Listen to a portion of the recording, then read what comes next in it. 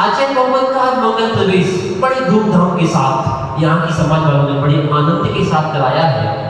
और आपने पता होगा आचार्य श्री का मंगल वर्षायोग 2023 2023 ये नोएडा सेक्टर 50 में होने जा रहा है। ये बड़ी खुशी की बात है यहाँ की समाज के लिए और जो भव्य आत्माएं इसका आनंद दे रहे हैं उन सबके लिए, आपके लिए सुनहरा मौका जिसको कहते हैं गोल्डन अवसर मिल रहा है। जितने भी देश के यहाँ पर पूरे नोएडा के लोग यहाँ पर हैं उनकी ओर से, और जो भव्य आत्मा यूट्यूब निर्माणी चैनल के माध्यम से इसका आनंद ले रहे हैं उन समस्त भव्य आत्माओं की ओर से गुरुदेव के चरणों में 3 बार नमोस्तु नमोस्तु नमोस्तु करते हुए आज का पहला उपस्थित हो रहे हैं। ऑनलाइन प्रश्न है श्रीमान अशोक कुमार जी, जैन, चितौरा, सागर, मध्य प्रदेश, भारत। उनका प्रश्न ये है, भगवंत हम इतने दिन से सुनते हुए आ रहे हैं अर्थ होता है 4 मास, लेकिन इस बार चातुर्मास 5 महीने का है, ऐसा क्यों?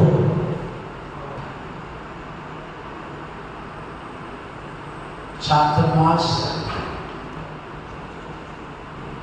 4 महीने का होता है। अष्टानी का पर्व से अष्टानी का पर्व, आषाढ़ की अष्टानी का होती है। उस समय तक प्रत्येक साधु चले जाते हैं, लेकिन स्थापना अष्टानिका के बाद ही होती है, अर्थात आषाढ़ शुक्ला 14 को होती है। और ये दीपावली के पहले दीपावली तक ये चातुर्मास 3.5 महीने का होता है। इसको वर्षा योग कहते हैं और इसका बड़ा महत्व है। लेकिन जब अतिरिक्त मास हो जाता है, हर 4 साल में 1 महीना बढ़ जाता है। बढ़ने का कारण ये है कि जो चंद्रमा की कलाएं हैं उनके आधार पर तिथि बनती है। और ये कभी क्या होता है कि ये जो घटी होती है उनके अनुसार घटता बढ़ता भी है। सूर्य का उदय और अस्त 4 साल में 1 दिन घटता बढ़ जाता है, घटता नहीं, क्या होता, बढ़ता है। इसलिए उनकी दिन में कोई विशेष अंतर तिथि में, तारीख में नहीं आता। फिर भी आपने देखा हो कि कभी 31 का महीना होता और कभी 30 का होता, लेकिन मार्च का महीना 28 का भी होता है, 1 दिन बढ़ जाता है, 29 का हो जाता 4 साल। तो ये तिथि घटने बढ़ने के कारण से 4 साल में 1 महीना जब बढ़ता है तो वो जब कभी भी आषाढ़ के बाद श्रावण, भादौ, माघ, कार्तिक, इन 4 महीने के बीच में 3 महीने के बीच में जो अतिरिक्त माह आ जाए तो 5 महीने का हो जाता है। इस वर्ष श्रावण के 2 माह हैं, इसलिए इस वर्ष एक ये बोनस के रूप में 5 महीने का हो गया है। अगला प्रश्न लेकर के हमारे बीच में श्रीमान अशोक कुमार जी जैन, महाराष्ट्र, पुणे से हमारे बीच में उपस्थित हुए हैं। वो आचार्य श्री के बाजू में वहाँ खड़े होकर के अपना प्रश्न करें। श्रीमान अशोक कुमार जैन, पुणे, महाराष्ट्र। नमोस्तु नमोस्तु नमोस्तु। गुरुदेव, मेरा प्रश्न है कि जो सब तरह की पूजाएं बनती हैं उनकी जो प्रतिपाटी है उसमें जन्म जरा मृत्यु विनाशनाय, संसार का विनाशनाय, इस तरह करके 8 छंद आते हैं। तो हम जैसे जैन धर्म के अंदर पढ़ते हैं कि 5 कषाएं नष्ट होनी चाहिए, तो इसमें काम को आ गया, काम वाला डिप्रेशन आया, लेकिन क्रोध कहाँ गया, तो वो किससे नष्ट हो रहा है? मतलब जो बाकी के जो हमारे गलत काम है, हमारे पाप है, वो कैसे इन 8 कर्मों से 8 छंदों को पढ़ने से नष्ट हो रहे हैं? ये मेरा प्रश्न है। मिल चुके आशीर्वाद है। 8 कर्म, अष्ट कर्म दहना है धूपम निर्पावती स्वाहा। जो आपका प्रश्न है कि बाकी कर्म कहाँ से हम दहन करें, किस प्रतीक के रूप में चलाएं, तो अपन जो धूप चढ़ाते हैं उन कर्मों को हमें धुआं की तरह उड़ा देना है। इसलिए अष्ट कर्म दहनाय धूपम निर्पावती स्वाहा, वहां पर सारे कर्म आ जाते हैं। अगला प्रश्न लेकर के हमारे बीच में श्रीमती मीना जैन, बैंक एन्क्लेव शायद दिल्ली में है, वहां से उपस्थित हुई है। आए और आकर के आज का अपना अगला प्रश्न करें। महाराज श्री, मेरा प्रश्न है कि मैं सहज स्नान के व्रत कर रही हूँ और जो आज 2 अष्टमी 2 चतुर्थी मतलब 1 महीने में 4 निर्जल उपवास करती हूँ। तो अब जब मैं सहज स्नान जब करती हूँ तो हमारे सूतक पतन बहुत करते हैं।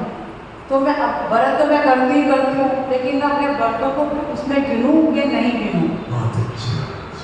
सूतक पातक यदि होता है तो उस समय किसी ने व्रत उपवास रखा है तो वो गिना जाता है, उसको छोड़ा नहीं जाता है, उसको भी गिनती मिलेगी। अब रही बात, उसमें अतिचार लगता है। उस अतिचार को जब व्रत पूरा हो जाता है तब गुरु से प्रायश्चित किया जाता है कि हमारे यहाँ सूतक हो गया था, इसलिए हमने व्रत तो किया था लेकिन उस दिन हम पूजा नहीं कर पाए।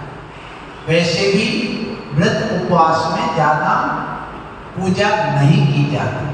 एक जगह मौन पूर्वक ध्यान में बैठ करके पाठ करते हुए घर से निवृत्ति पूर्णता बैराग रख करके ये व्रत उपवास किए जाते हैं, इसलिए वह मान्य होता है आशीर्वाद। अगला प्रश्न लेकर के हमारे बीच में श्रीमती प्रेमलता जैन उपस्थित हो रही है। आए और अपना प्रश्न करें। महाराज श्री, जो पंच परावर्तन है वो हमको बहुत अच्छी तरह समझ में आया है, तो वो थोड़ा सा पंच परावर्तन क्या है ये आप समझना चाहते हैं और संक्षिप्त में ही समझाएंगे। देखिए, द्रव्य, क्षेत्र, काल, भाव और भाव, ऐसे 5 प्रकार के परावर्तन होते हैं। अपन द्रव्य परावर्तन सबसे पहले लेके चले। द्रव्य परावर्तन को उद्गल परावर्तन भी कहते हैं। तो द्रव्य परावर्तन में कोई भी जीव उसने निगोद से निकला, वहां से परावर्तन चालू हुआ।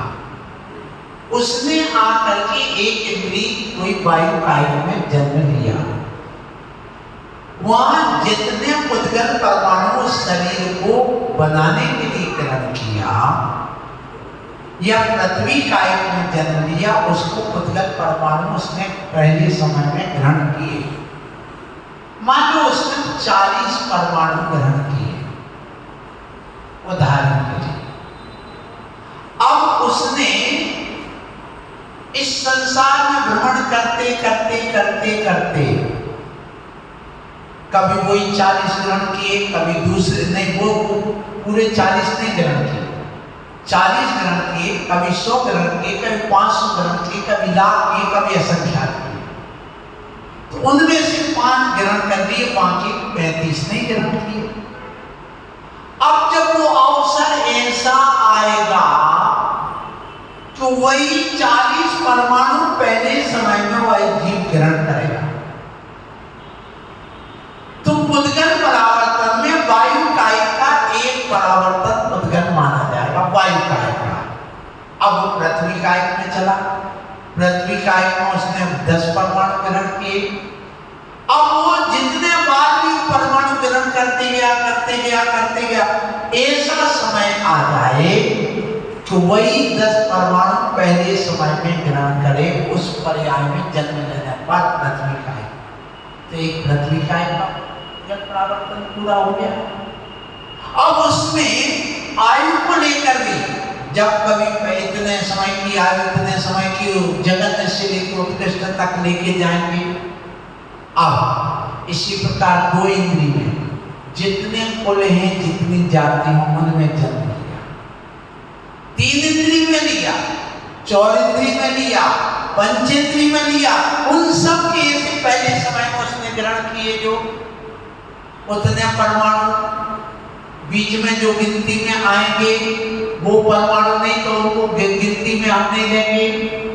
ऐसा करते करते 84 लाख योनि के जितने भी उसकी आयु है, उन सब में उसने जन्म लिया, ग्रहण किया, छोड़ा, ग्रहण किया, छोड़ा। उनमें जो पहले समय में उसने आयु के साथ में जो ग्रहण किया है, ऐसे सबके साथ घटाते घटाते जितना समय हो जाए सो एक उद्गल पड़ा हो। अब वो नरक गति, त्रियंच गति, मनुष्य गति, देव गति, चारों गतियों में दे। इसी प्रकार क्षेत्र पड़ा होगा, ऐसा कोई भी क्षेत्र बाकी ना रह जाए। पहले उसने भरत क्षेत्र के नोएडा ग्राम में सेक्टर 50 में जन्म लिया और जन्म लेकर के पेड़ बना और पेड़ बनकर के वहां पर जन्म लिया। अब फिर इसके बाद में दूसरी बार पुनः आया, दूसरे प्रदेश पर जन्म लिया, फिर तीसरे प्रदेश पर, चौथे प्रदेश, पूरे प्रदेश पर, आकाश में जहां जहां पर वनस्पति जन्म ली उनकी। इसी प्रकार अग्नि का है, वायु का है, वनस्पति का है, के सब ले लिया। तो दो इंद्री के पूरे क्षेत्र लीजिए, जहां जहां दो इंद्री में उसका जन्म हो सकता है। फिर तीन इंद्री के पूरे क्षेत्र लीजिए, चौरिंद्री के मतलब एक सुई की नोक के बराबर कहीं स्थान ना रहता। ऐसे सब क्षेत्रों में एक इंद्री, दो इंद्री, तीन इंद्री, चौरिंद्री, पंचेंद्री, पंचेंद्री में त्रियंच, त्रियंच में मनुष्य, मनुष्य में देव, और उसके बाद में नारकी में, सारी में जहां जन्म ले ले वह एक क्षेत्र पड़ा होता है। इसी प्रकार काल प्रारंभ, पहले समय में जन्म लिया, दूसरे समय में लिया, प्रथम काल में लिया, द्वितीय काल में लिया, तृतीय काल में, चतुर्थ काल में, ऐसे आप सब लगा लो।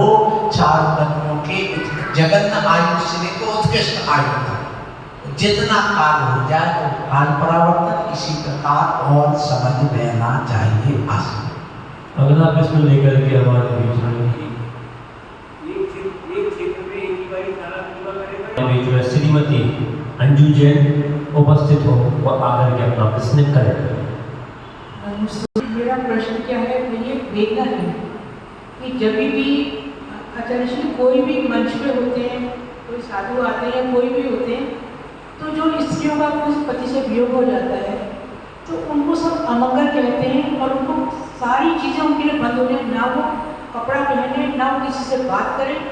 क्या महावीर भगवान ने, हमारे तीर्थंकरों ने इस तरह में डिस्क्रिमिनेट करा होगा कि स्त्री पुरुष को, जिन्होंने इतनी सूक्ष्म उनका था कि किसी जीव मात्र को भी दर्द नहीं होना चाहिए, तो हर्षण की भावना को ठेस पहुंचाते हैं। तो भगवान के उसके अनुसार है ये सब कुछ। विधवा नारी को हे दृष्टि से नहीं देखना चाहिए। पहली बात, विधवा नारी को राग में नहीं लेना चाहिए। दूसरी बात, देखिए, जिसके पति की डेथ हो गई हो उसको द्वारा शादी नहीं करना चाहिए। पैदा तो भगवान महावीर स्वामी ने एक कहा, क्यों नहीं करना? क्योंकि कन्या का दान किया जाता है और दान की गई वस्तु का पुनर्दान नहीं होता। एक कारण, इसलिए वह पुनः शादी नहीं करती। अब विधवा होने के बाद में उसके लिए ये नहीं पहनना, ऐसा नहीं करना, वो इसलिए कहते हैं कि उसको अब जीवन अपने वैराग्यमय साधुवत जीवन जीना चाहिए। और जो नारी विधवा होने के बाद में दाग रंग लिपस्टिक लगाएगी, नेल पॉलिश लगाएगी, काजल लगाएगी, बिंदी लगाएगी, तो उनको लोग दाग की दृष्टि से देखेंगे। इसलिए कोई उसको राग की दृष्टि से ना देखे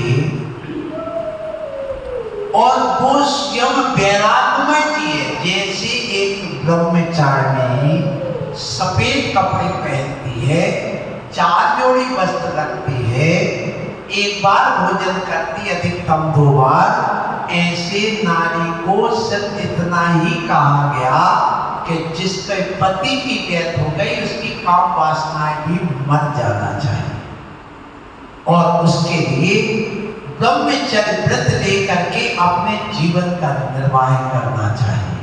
इसलिए भगवान महावीर स्वामी ने यही बात कही है और यही उचित है। उसके लिए श्रृंगार आदि नहीं करना चाहिए और ना ये दृष्टि से देखना, उसको वैराग्य दृष्टि से देखो, तपस्वी साध्वी की तरह उसको देखना चाहिए और उसको जीवन भी अपना वैसा ही जीना चाहिए। अगला प्रश्न लेकर के हमारे बीच में श्रीमान प्रेमचंद जी जैन नोएडा सेक्टर 51 से हमारे बीच में पधारे हैं। आए तो आकर के अपना प्रश्न करें। आपने वो 5 महीने का जो बताया बहुत बढ़िया बताया। इसमें मेरा सवाल ये है कि घटावली होती है, कि 2 साथ में होती है, छठे साथ में होती है, ये क्यों है? 2 तिथि या 1 तिथि घट हो जाना ऐसा क्यों होता है? सुनिए, 4 पहर, कितने पहर? 4 पहर की एक रात्रि होती है और 4 पहर का एक दिन होता है, तो 8 पहर का दिन और रात होता है। 1 घंटा 2.5 घंटे की होती है। कितना? 2.5 घंटे। और 24 घंटे में आप 2.5 का गुणा करिए तो कितना होगा? 60 घंटे का एक दिन रात होता है। अब 60 घंटे में कभी कभी आप देखिए 30 घंटे दिन के और 30 घंटे रात में। अब मान लो आज 14 से है, 14 से आषाढ़ शुक्ला अष्टमी, आज अष्टमी है। अब आज की जो अष्टमी है वह पूरे दिन नहीं है, आज 2 बजे तक अष्टमी है, उसके बाद नवमी प्रारंभ हो गई। अब ये नवमी 60 घंटे ना हो करके ये 28 घंटे की नवमी हुई। तो कल 1 बजे तक अष्टमी रही, नवमी रही, फिर 10वीं आ गई। अब 10वीं 4 घंटे कम हो गई, 5 घंटे कम हो गई, तो अब 10वीं जो है वो कम हो गई, तो 11 जो आएगी वह अब 11 बजे तक होगी। अब 12 आएगी 11 के बाद, अब उसमें पुनः 5 घंटे पुनः कम हो गई, तो 2 घंटे फिर कम हो गए, तो 12 कब तक चलेगी?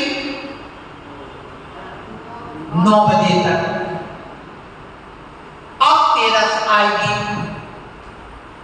13 2.5 घंटे 3 घंटे फिर कम हो गई। ऐसी घंटे क्या कम होते होते होते ये 1 महीना बढ़ जाता 4 साल। ध्यान रखना, अब पुनः घंटे कम हो गई। तो अब जब 12 आएगी तो 12 आएगी 8 बजे तक। कितना बजे तक? और सूर्योदय होना है 6 बजे। कितना बजे? और जो तिथि 6 घंटे तक ठहरती है, कितने घंटे? 6 घंटे, उस तिथि को हम स्वीकार करते हैं। और अगली जो घंटी, अगला जो तिथि आने हैं वो 5 घंटे तक रहना, 6 घंटे तक। तो अब इस 12 का 6 माना जाएगा। किसका 6 हो गया? 12। अब आगे चलिए। अब दूसरे दिन 13 आएगी, क्या आएगी यार? 13 आ गई। 12 का हमने 6 कर दिया। अब 13 हो गई हमारे यहाँ आज चालू 8 बजे से 13 हो गई। अब वो चली कब तक? दूसरे दिन 62 घंटे तक 13 चली। तो 13 9 बजे तक चली गई। सुनना, तो 13 कितनी हो गई? 2 और 12 का 6 होगा। 12 का यहाँ 6 होगा क्योंकि सूर्योदय से ही हमारी यहाँ तिथि चालू होती है और वो तिथि मात्र 4 घंटे ठहरी थी और उस तिथि का 6 कर देने से 12 का 6 हो गया। तो आज भी 13 हो गई और दूसरे दिन 13 9:30 बजे तक चली गई तो उस दिन भी 13 मान गई। और 14 10 बजे तक चली गई सो 14 दूसरे दिन चली गई। इस वजह से एक घटी तिथि के गड़बड़ होने से तिथि भी गड़बड़ हो जाती। महीने में एक दो तिथि या तो बढ़ जाती है या घट जाती है। अगला प्रश्न लेकर के हमारे बीच में श्रीमान विपिन कुमार जी जैन उपस्थित हो रहे हैं। आए और आकर के अपना प्रश्न करें अपने काम से। और हम फल वगैरह ले जाते हैं, उसके छिलके जो होते हैं, जैसे हम रात्रि भोजन का त्याग करते हैं, तो क्या हम वो पशु पक्षियों को लाते हैं या जानवरों को लाते हैं, उसको हमें दोष लगता है या नहीं?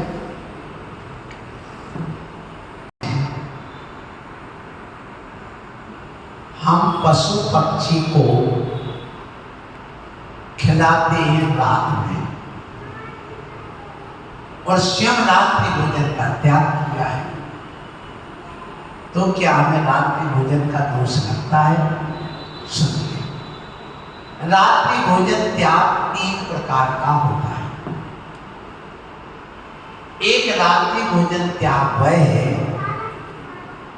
जिसने अभी कोई अनुव्रत नहीं दिया, ना कोई प्रतिमा ली और सामान्य रूप से महाराज को आहार दिया।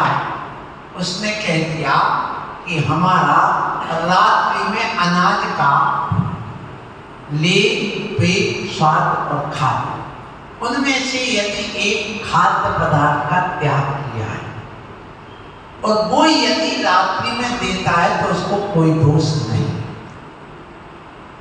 दूसरी बात, जिसने रात्रि भोजन त्याग करके अष्टमूल गुण धारण कर लिया,